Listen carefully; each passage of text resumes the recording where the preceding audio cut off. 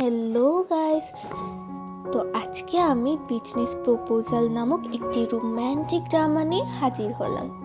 এখানে আমরা দেখব কিভাবে একটি রাগী বস তার মিষ্টি এমপ্লয়ির প্রেমে পড়ে যায়। তো বিজনেস প্রপোজালের প্রথম পর্ব শুরু হয় জিও ফুডের নতুন প্রেসিডেন্টের আত্মবিশ্বাসের সাথে বিমানবন্দর দিয়ে হেঁটে যাওয়ার মধ্য দিয়ে। কাং তাইমু তার দাদার কোম্পানিতে বিদেশে কাজ করতেন, কিন্তু প্রেসিডেন্ট হিসেবে দায়িত্ব নেওয়ার জন্য কোরিয়ায় ফিরে যান। তাইমু কোম্পানির কর্মীদের উদ্দেশ্যে উদ্বোধনী ভাষণ দেওয়ার জন্য তিনি তার স্থলে তার প্রধান সচিব চা সুং হুনকে পাঠান। এতে তার দাদা চেয়ারম্যান কাং দাগও বিরক্ত হন।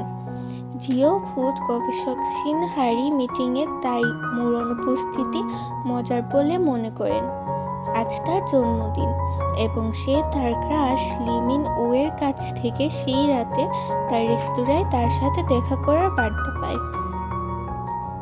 তার সেরা বন্ধু জিন ইয়ং সিও তাকে বোঝায় যে মিন উ তাকে বাইরে যেতে আমন্ত্রণ জানাবে, কিন্তু হারির আশা ভেঙে যায় যখন সে তাকে কনসার্টের টিকিট উপহার দেয় এবং বলে যে সে তার সাথে একজন পুরুষকে নিয়ে যেতে পারে। দাগু তার নাতির বাড়িতে যায় তার জন্য একটি বিশেষ প্রকল্প সম্পর্কে জানাতে।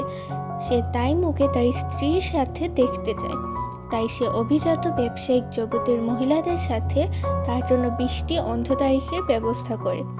তাইমু তাৎক্ষণিকভাবে এই ধারণা প্রত্যাখ্যান করে। যাই হোক, দাগু তাকে খারাপ স্বাস্থ্যের ভান করে এবং কর্মচারী মিস্টার পার্ককে বরখাস্ত করার তাইমুর ইচ্ছা মেনে নিয়ে তাকে রাজি করায়। সেই রাতে তার পরিবারের রেস্তোরাঁয় হারি এবং প্রতিবেশী দোকানের মালিকের মধ্যে ঝগড়া হয়। সে দুর্ঘটনাক্রমে তাকে আহত করে এবং তার দোকানের সাইনবোর্ড ভেঙে দেয়।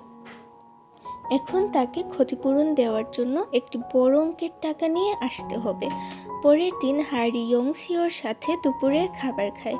তার বন্ধু বিরক্ত যে তার বাবা তাকে আবার একটু অন্ধ তারিখে যেতে বাধ্য করছেন এবং সে এমনকি জানে না যে সে এবার তাকে কার সাথে সেট করেছে। সে হারিকে তার জন্য ডেটে যেতে রাজি করায় এবং নতুন প্রেমিককে ভয় দেখায়। তার অতীতেও একই কাজ করেছে, কিন্তু এবার ইয়ংসিও তাকে টাকা দেবে। তাই হারি ব্লাইন্ড ডেটের সাথে কফি খাওয়ার জন্য পোশাক পরে। সে যখন জানতে পারে যে সে তার নিজের কোম্পানির প্রেসিডেন্টের সাথেই ডেটিং করছে, তখন সে অবাক হয়ে যায়।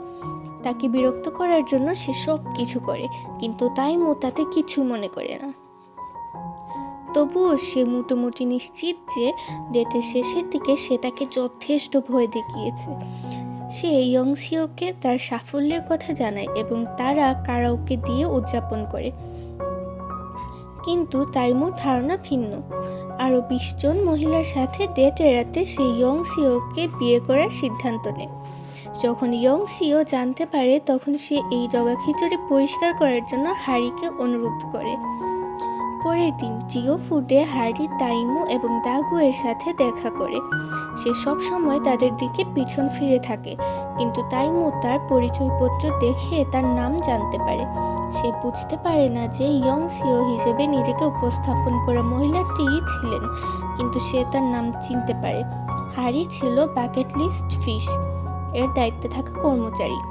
এই প্রস্তাবটি সে সত্যিই পছন্দ করেছিল। পরে সুং হুন সুপারমার্কেটে ইয়ংসিও এর সাথে দেখা করে। তারা একে অপরের পরিচয় খুঁজে পায় না, তবে তারা সংযোগের এক মুহূর্ত অনুভব করে। ইয়ংসিওর পক্ষ থেকে হারি আরও একবার ডেটে যেতে রাজি হয়।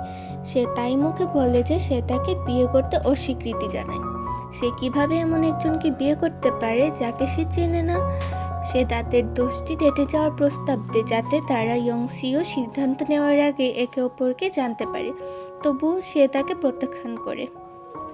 যখন সে চলে যেতে চায়, তখন সে প্রায় তার প্রেমিক মিনও এর সাথে দেখা করতে যায়।